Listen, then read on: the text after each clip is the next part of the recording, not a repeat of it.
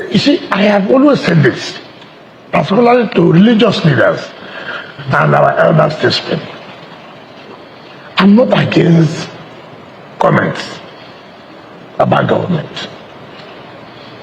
Because if comments are not made about government, government may not be able to know areas where they should concentrate or focus.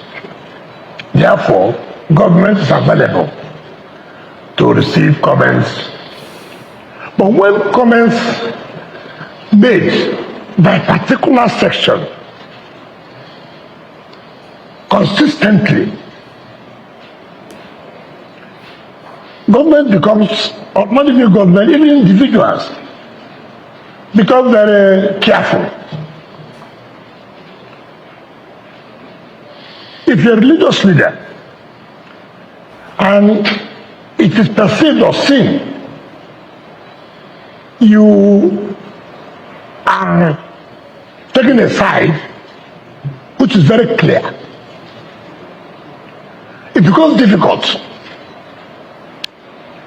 for people to begin to see those comments as being helpful or real. I am aware of the position of Cardinal Onaiyekan. All of us know it's not hidden. His position, how? Who he supports, everybody knows that. I don't know who he supports. That's why I say. It's not every time say things are bad. Nobody has heard you say one day government have done this well. I cannot see. The point I'm trying to make is that as a leader, commend government when government have done well on some areas. Criticize government. Now look, yes, you have done this well. But we should think that you should look into these other areas. But if their comments are every time nothing positive, the government must worry about you. Government will begin to think that you are merely criticizing because you are opposed to the government. No, but these are, you see that statement that he made, who are not partisan. Don't tell me, no, please, don't tell me that, not partisan. Don't tell me that. You know what happened to the 2023 election? People took side, religious leaders took side. It was very open. Honorable Minister, I'd be stupid to sit here for anybody to tell me this person is impartial. No, we know ourselves in this country. We know who belongs to where. But what's their stake, sir? Because someone will be curious to know. If you say they are partisan, what do they? Who did they support 2023? It was very obvious. They made it clear.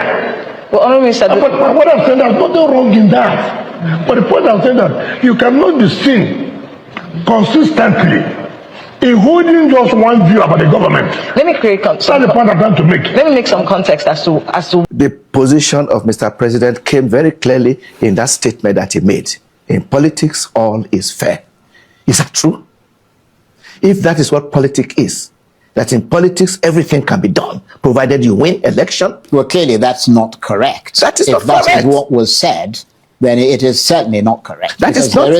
When we had it, there is propriety in everything, and and that is what we are worried about. We are worried about the fact that we see clearly that our government is bent on winning by all means, and unfortunately, they have a lot of means at their disposal to win, and they are deploying all those means in a way that eventually, even if we had a free and fair election, the votes of the people may not count. But we gave two warnings. Right. We gave two warnings. The one you mentioned.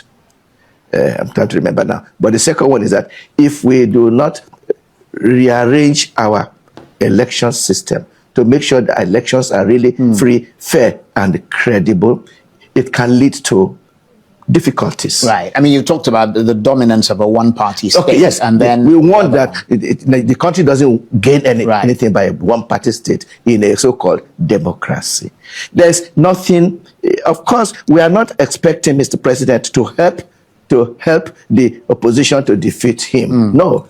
But the point we are raising is that even though the president has all the powers of incumbency, he is in the election, he is a candidate like any other. He is a candidate like any other. And that is why we call our electoral commission independent. Now, there are doubts in some quarters about how independent this electoral commission But he talked about the electoral commission. He said so. That he said it was independent. He says so. But like we also said, words are not enough.